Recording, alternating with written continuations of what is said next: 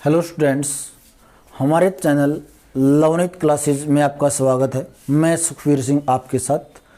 आज हम 12th class के चैप्टर 3 मैट्रिक्स इंट्रोडक्शन के लिए हम कार्य करेंगे। और मैट्रिक्स क्या होती है? मैट्रिक्स है एक अरेंजमेंट एज ए बॉक्स, और जिसको हम कंसीडर करेंगे कि उसके अंदर समथिंग लाइन्स होंगी, हॉरिजॉन्टल होंगी और वर्टिकल लाइन भी होंगी। जैसे कि हमने एक बार लिख भी लिया इसको। कोई भी एक मैट्रिक्स अपने पास से हम लिख लेते हैं 2 3 5 7 9 और 11। ये मैट्रिक्स, जब हमने इस मैट्रिक्स को लिखा तो इसके अंदर दो प्रकार की लाइनें बनी। एक तो ये, इसको हम जैसे कि अलग से लिख लेते हैं 3 2 3 2 3 5। इस प्रकार से ये जो लाइनें हैं इनको हम जानते हैं कौन सी लाइनें बोलते हैं? हॉरिजॉन्टल।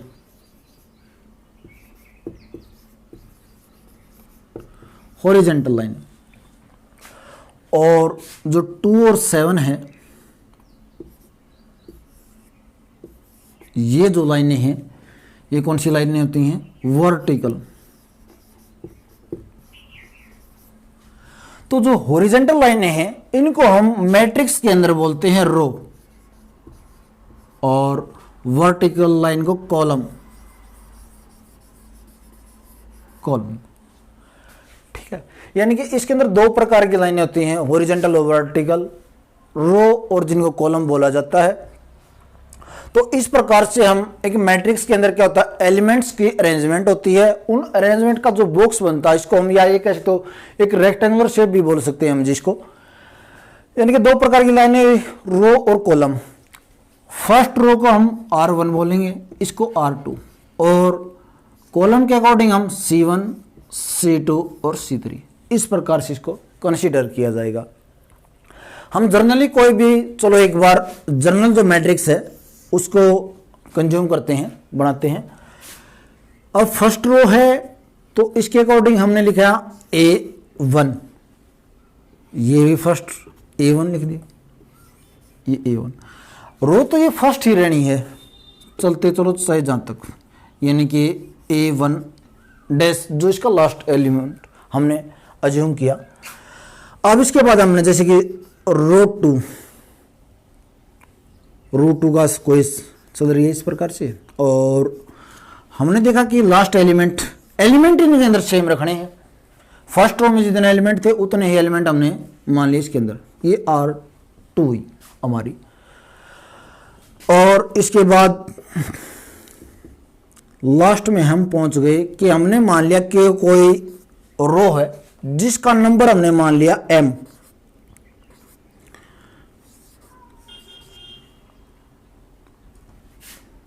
और अब देखो ध्यान से, ये कॉलम फर्स्ट है तो साथ में 1, यहां पर भी 1 और यहां पर भी 1। फर्स्ट जो हम लिखेंगे ना, फर्स्ट वर्ड, वो रो को एक्सप्लेन करेगा, और सेकंड जो एलिमेंट होगा वो किसको? कॉलम को। इन्हीं को रिप्रेजेंट, यानी कि फर्स्ट एलिमेंट किसको रिप्रेजेंट करेगा? रो को, और जो सेकंड एलिमेंट होगा किसको रिप्रेजेंट करेगा? कॉलम को। तो इस प्रकार से इसमें कॉलम, ये कॉलम 1 था, ये कॉलम 2 है, ये कॉलम 3 है, तो यहां तक चलते चलते कॉलम आ गया nth। यहां पर कॉलम फर्स्ट का एलिमेंट था, रो 1 थी, यहां पर कॉलम 2 हुआ, ये कॉलम 3 हुआ, लास्ट में चले कॉलम n। यहां पर आए कॉलम 1 था, कॉलम 2 हुआ, कॉलम 3 हुआ, और लास्ट में चले गए कितना हुआ? कॉलम 3। यानी कि हर एक एलिमेंट की अलग अलग आइडेंटिफिकेशन है। अगर हम ध्यान से देखेंगे तो ये एलिमेंट किसका है? रो 1 कॉलम 2, 1 और 2। ये एलिमेंट जो है A2 3, यानी कि रो 2 और कॉलम 3। A2n, इसको हम बोलेंगे रो 2 और कॉलम n। इस प्रकार से इसके अंदर हम टोटल नंबर ऑफ एलिमेंट्स देखें तो होगा m × n। यानी कि number of column multiply number of rose multiply number of column, यानी कि ये इसका ऑर्डर होगा। इसकी जो टोटल m क्रॉस n है इसको हम ऑर्डर बोलते हैं, ऑर्डर ऑफ मैट्रिक्स। और मैट्रिक्स को जो रिप्रेजेंट किया जाता है कैपिटल लेटर से रिप्रेजेंट किया जाता है, और इसको AIJ इस प्रकार से, इसके एलिमेंट को इस प्रकार से लिखा जाता है। I जो है, I हमारे रिप्रेजेंट करती है रो को, और रो के लिए यूज की जाती है। J जो हमारा है वो रिप्रेजेंट करता है कॉलम को, ठीक है, इस प्रकार से। और आप कोई भी मैट्रिक्स बना सकते हैं, उसके अंदर ध्यान से देख सकते हैं 3 7 9 11 8 5 और 7 6 और 4 लगा लो। इसके अंदर हमने जानना हो कि किस एलिमेंट का क्या ऑर्डर है, जैसे कि 8 है, 8 की पोजीशन क्या होगी, रो 2 कॉलम 2, यानी कि 2 इंटू 2। 5 है वो क्या होगा, रो 2 और कॉलम 3, यानी कि इसको अगर हम लिखेंगे तो ये R1 है, ये R2 है और ये R3 था हमारा। और यहाँ से अगर हम देखेंगे C1 C2 और C3, यानी कि कॉलम 1 कॉलम 2 और कॉलम 3। तो इनके अकॉर्डिंग अगर हम देखेंगे इसका ये जो एलिमेंट है 5 रो 2 में है और कॉलम 3 में है। पर ये ध्यान हमेशा करना कि भाई जो रो है उसको पहले एक्सप्लेन करना है, बाद में कॉलम। यानी कि अगर हम 5 की पोजीशन को एक्सप्लेन करेंगे तो वो होगा 2 और 3 पोजीशन, 8 2 3, ये इसकी पोजीशन होगी, रो 2 कॉलम 3। इस प्रकार से ये हमारी जो है इसकी अरेंजमेंट होगी एक मैट्रिक्स की। और इस प्रकार से आपको ये चीजें समझ में भी आ गई होंगी। अब इस प्रकार से हम इससे आगे बढ़ते हैं, जो है आगे हम करते हैं types of matrix. Row matrix, row matrix का मीनिंग क्या होता है कि ऐसी मैट्रिक्स जिसके अंदर ओनली वन रो हो। कंडीशन है रो के ऊपर कि रो 1 होनी चाहिए, उसके बाद कॉलम एज यू विश, कितने भी हो सकते हैं, 1 2 3 4 5। इसके अंदर रो कितनी है 1 और कॉलम कितने हुए 5। तो इसका जो ऑर्डर हुआ 1 क्रॉस 5, ये हुई हमारी रो मैट्रिक्स। इस प्रकार से आप और भी कोई भी मैट्रिक्स बना सकते हैं, किसी भी ऑर्डर की ले सकते हैं, लेकिन उसके अंदर क्या होना चाहिए, रो ओनली 1 होनी चाहिए। इसके बाद है कॉलम मैट्रिक्स। कॉलम मैट्रिक्स के अंदर हम ध्यान से देखेंगे तो जिस प्रकार से रो मैट्रिक्स है, कॉलम मैट्रिक्स भी बिल्कुल सेम ही है। इसके अंदर ये कहा जाता है कि ओनली कॉलम 1 होना चाहिए, मैट्रिक्स का कोई वो नहीं है, रो का सॉरी, और कॉलम ओनली 1। सेम यही को हम कॉलम में भी लिख सकते हैं, और ये हमारी हुई कॉलम मैट्रिक्स, ठीक है। इसके बाद आती है हमारी जीरो मैट्रिक्स। जीरो मैट्रिक्स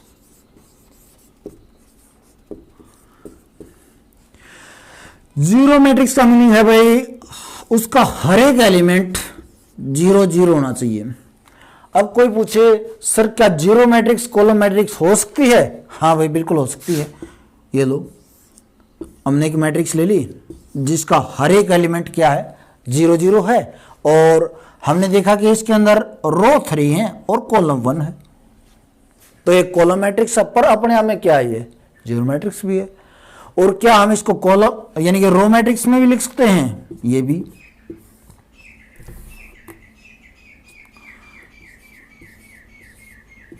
ये लो 1 × 3, यानी कि जीरो मैट्रिक्स जो है वो रो मैट्रिक्स हो सकती है, और यानी कि जो रो मैट्रिक्स है वो जीरो भी हो सकती है। कंडीशन देखिए क्या जीरो मैट्रिक्स जो है रो मैट्रिक्स की कंडीशन को सेटिस्फाई करती है।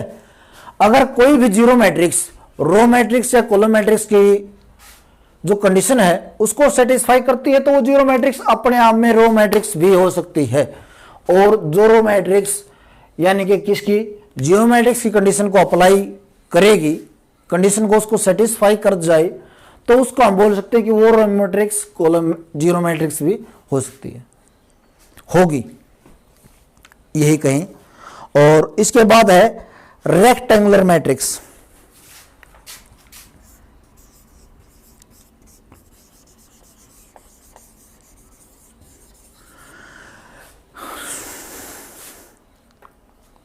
रेक्टेंगुलर मैट्रिक्स को हम, रेक्टेंगुलर को तो आप जानते ही होंगे,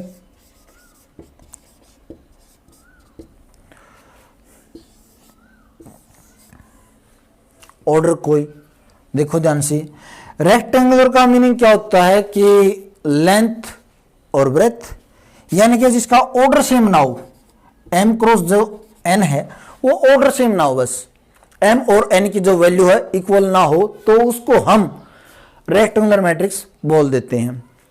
जैसे 1 2 3 4 7 8 9 और 5, तो इसका जो ऑर्डर हुआ वो क्या हुआ, 2 × 4। जब दो मैट्रिक्स, जब किसी मैट्रिक्स का रो और कॉलम जो है अगर उनकी वैल्यू सेम ना हो तो उसको हम बोलेंगे कौन सी मैट्रिक्स, रेक्टेंगुलर मैट्रिक्स। ठीक है, इसके बाद हमारी आती है स्क्वायर मैट्रिक्स। स्क्वायर मैट्रिक्स,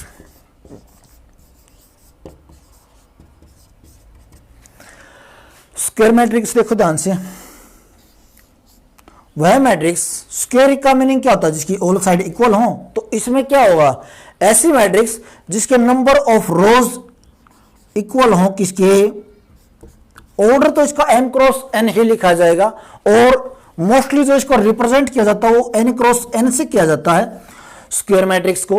लेकिन इसके अंदर क्या होता है, अगर ये स्क्वायर है तो मीनिंग यही हुआ कि इसके जो सारे के सारे नंबर ऑफ रोज जो हैं और इक्वल होंगे नंबर ऑफ कॉलम के। ये 2 × 2 के ऑर्डर में भी हो सकती है और 3 × 3 का भी ऑर्डर हो सकता है हमारे पास।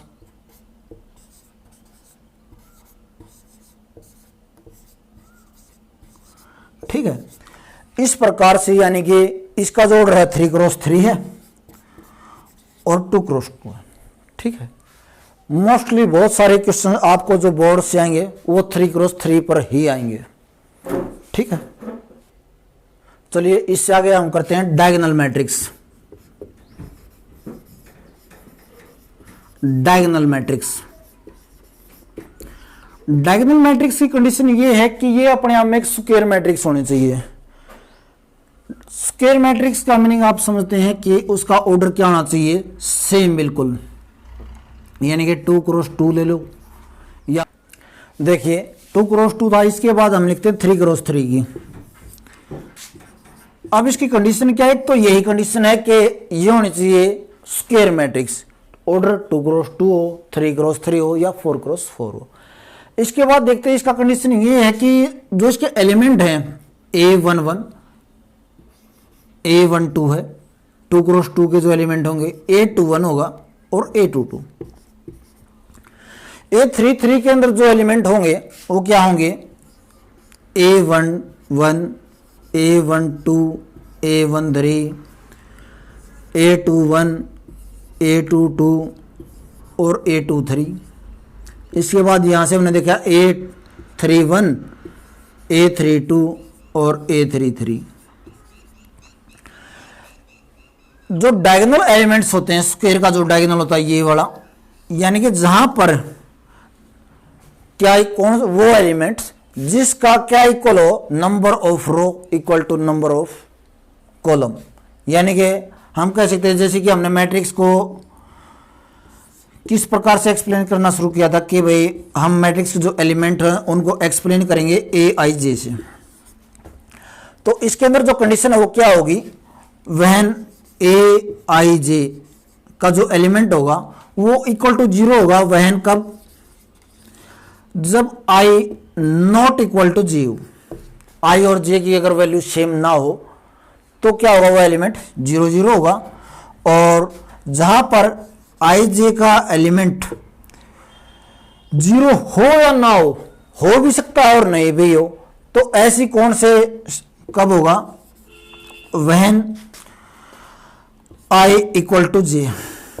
आई इक्वल टू जे जो है डायगोनल मैट्रिक्स है, इसकी ये कंडीशन नहीं है कि भाई नहीं होना चाहिए या होना चाहिए, ऐसी कोई कंडीशन नहीं है। यानी कि हम अगर देखें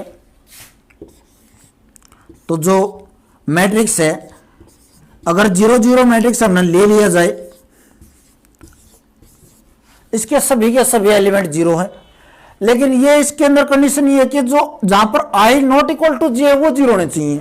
तो हमने देखा ये तो हमारा डायगोनल है, और जो सारे के सारे जो नॉन डायगोनल एलिमेंट्स है वो सभी के सभी 0 हैं। तो इसको हम क्या बोल सकते हैं कि यानी कि 0 मैट्रिक्स, ठीक है, और जो अपने आप में स्क्वायर भी है वो डायगोनल मैट्रिक्स भी है। यानी कि एक मैट्रिक्स के अंदर 3 3 मैट्रिक्स की जो कंडीशन है वो सेटिस्फाई होती है।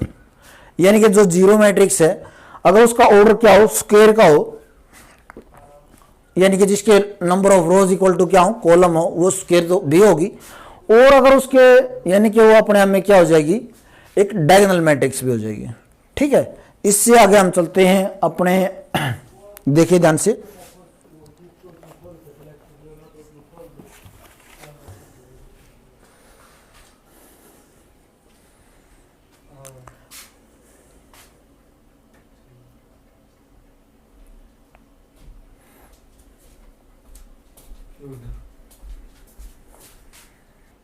आइए हम एक मैट्रिक्स और अलग से ऐसी बनाते हैं जिसके अंदर क्या हो, जो डायगोनल एलिमेंट्स हैं वो नॉन जीरो हों, 2 3 और 7। ऑर्डर हुआ इसका 3 क्रॉस 3। इसके अंदर हमने देखा कि जो नॉन जीरो डायगोनल, जो डायगोनल एलिमेंट्स हैं वो सारे के सारे क्या दे रखे हैं हमने, नॉन जीरो, और जो नॉन डायगोनल एलिमेंट्स है वो सारे के सारे क्या हैं, 0 हैं। लेकिन ऐसी कोई कंडीशन है, जैसे कि मैंने आपको पहले बताया कि जो डायगोनल एलिमेंट्स है वो 0 हो सकते, उनके ऊपर कोई कंडीशन नहीं है, लेकिन जो नॉन डायगोनल एलिमेंट्स है सिर्फ कंडीशन उन्हीं के ऊपर है। ठीक है, तो इस प्रकार से हमारी जो डायगोनल मैट्रिक्स है इसकी ये आइडेंटिफिकेशन थी, और इसको लिखने की एक नोटेशन और भी है, जैसे कि यही मैट्रिक्स ले लो, इसको हम लिख सकते हैं, और डायरेक्ट इसका जो एलिमेंट्स हैं 2 3 7 इस प्रकार से लिख सकते हैं। जैसे हम इसको इस प्रकार से लिखेंगे, इसका मीनिंग यही होगा। इसके सिर्फ और सिर्फ डायगोनल एलिमेंट से लिखकर भी हम इसको रिप्रेजेंट कर सकते हैं। ठीक है, यानी कि जितने भी डायगोनल, हमें ये पता है कि डायगोनल जो मैट्रिक्स है वो सारे के सारे स्क्वायर के ऊपर है, तो जितने उसके अंदर एलिमेंट्स होंगे उतना ही उसका ऑर्डर होगा। ठीक है, चलिए आगे चलते हैं। स्केलर मैट्रिक्स, स्केलर मैट्रिक्स ये डायगोनल मैट्रिक्स की ही तरह है, लेकिन जैसे कि हम इसका ऑर्डर भी 3 क्रॉस 3 ले लेते हैं और ऑर्डर 2 क्रॉस 2 भी ले लेते हैं। स्केलर मैट्रिक्स के अंदर क्या कंडीशन है, डायगोनल वाली सेम है कि जो नॉन डायगोनल एलिमेंट्स है वो सारे के सारे क्या होने चाहिए, 0, लेकिन डायगोनल एलिमेंट्स के ऊपर भी कंडीशन है इसके अंदर कि सारे के सारे जो डायगोनल एलिमेंट्स हैं वो सारे के सारे क्या होने चाहिए, सेम होने चाहिए, जैसे 2 2 और 2। या फिर हम इसके अंदर भी, हाँ, डायगोनल एलिमेंट्स के ऊपर कोई कंडीशन नहीं है कि वो क्या होंगे। अगर हमने इनके अंदर 0 0 पुट कर दिया तो ये फिर से 0 बन सकती है, और अगर हमने इसके अलावा और कुछ भी पुट कर देंगे, लेकिन पुट करना क्या होगा, सेम एलिमेंट। तो ये जो हमारी मैट्रिक्स हैं ये स्केलर मैट्रिक्स हुई। स्केलर मैट्रिक्स के बाद है identity matrix. Identity matrix, identity matrix square matrix ही है, लगभग ये है स्क्वायर मैट्रिक्स के ही ऊपर है ये। इसका ऑर्डर भी हम 3 क्रॉस 3 ले लेते हैं, और नॉन डायगोनल एलिमेंट्स इसके अंदर भी क्या होंगे, 0 0 होंगे, लेकिन इसके ऊपर कंडीशन है कि जो डायगोनल एलिमेंट्स हैं वो क्या होने चाहिए, ओनली 1 के अलावा और कोई भी क्या ना हो, हमारा ओनली वन होना चाहिए डायगोनल एलिमेंट इसका, इसके अलावा और कोई कुछ भी हम पुट नहीं कर सकते। ठीक है, इसको हम आइडेंटिटी मैट्रिक्स बोलते हैं। और अब हमने देखा था कि जो डायगोनल मैट्रिक्स है, स्केलर है और आइडेंटिटी है, इन तीनों को हमने पढ़ भी लिया। डायगोनल का आपने पता होगा, देख लिया कि नॉन डायगोनल एलिमेंट क्या होना चाहिए, जीरो होना चाहिए। लेकिन उसके जो डायगोनल एलिमेंट है वो क्या नहीं, इक्वल होना ना होने की कोई कंडीशन नहीं है। लेकिन अगर वो सारे के सारे सेम हैं तो वो स्केलर हो जाती है।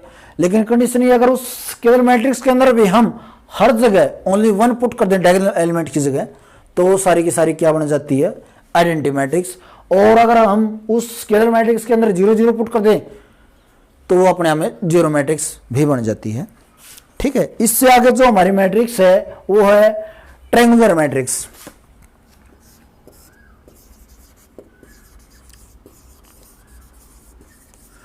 ट्रायंगुलर मैट्रिक्स, ट्रायंगुलर मैट्रिक्स के दो पार्ट हैं, upper and lower. Upper and lower matrix है। अब इनको ध्यान से देखो एक बार आप। मैट्रिक्स ये कैसे होनी चाहिए, स्क्वायर। और इसका हमने ले लिया 3x3, इसका भी हमने ले लिया 3x3। इनके ऊपर कंडीशन ये है, अगर मान लिया जाए हमने डायगोनल जो एलिमेंट्स हैं वो ले लिए 1 2 3।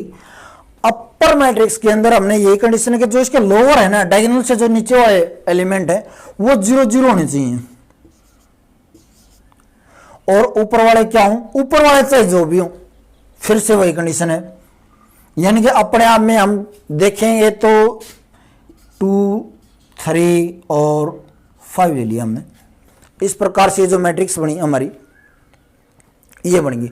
लोअर मैट्रिक्स के अंदर क्या कंडीशन है, 1 2 3, फिर से वही डायगोनल ले लेते हैं हम। और इसके अंदर देखते हैं कि जो लोअर मैट्रिक्स है, नीचे वाला एलिमेंट, यानी ऊपर वाले मैट्रिक्स के ऊपर अपर जो ट्रायंगुलर मैट्रिक्स है उसके अंदर क्या कंडीशन है कि नीचे वाले जो डायगोनल से नीचे के एलिमेंट क्या है वो 0 होने चाहिए। लोअर के अंदर क्या कंडीशन है कि डायगोनल से जो ऊपर के एलिमेंट है वो 0 0 होने चाहिए। लेकिन ध्यान रखो, अपर के अंदर ऊपर वाले एलिमेंट के ऊपर कोई कंडीशन नहीं है और लोअर के अंदर नीचे वाले एलिमेंट्स के ऊपर कोई कंडीशन नहीं है। उसमें आप फ्री हो, जी चाहे जो भी एलिमेंट पुट कर सकते हो, वो उसके अंदर क्या होगा, वैलिड होगा। ठीक है, अगर हम अपर के अंदर ये लगा लो, ऊपर वाले डायगोनल के छोड़ के सारे एलिमेंट 1 2 3, जैसे हमारा ये डायगोनल था, नीचे वाले के ऊपर हमारे पास कंडीशन थी, और अगर हम ऊपर वाले को भी क्या पुट कर दें, 0 0 पुट कर दें, तो ये हमारी वापस फिर से क्या जाती है, डायगोनल मैट्रिक्स। और अगर हम लोअर के अंदर भी यही कर दें, ठीक है, जैसे कि इसमें पहले ही मैंने आपको बता दिया है, कंडीशन अपोजिट है। अपर के अंदर लोअर वाले 0 होने चाहिए और लोअर के अंदर अपर वाले। ठीक है, आज के लिए बस इतना ही। Thank you. हमारा जो चैनल लवनीत क्लासेज, इसके साथ आप जुड़े रहें। हमारे चैनल को लाइक करें, जैसा भी आपको पसंद आया हो हमें बताएं कमेंट करके। कोई भी अगर आपको डाउट हो तो वो भी आप अपने कमेंट में बता सकते हैं। और इसके साथ ही आप हमारे चैनल को लाइक करें, शेयर करें, सब्सक्राइब करें। Thank you.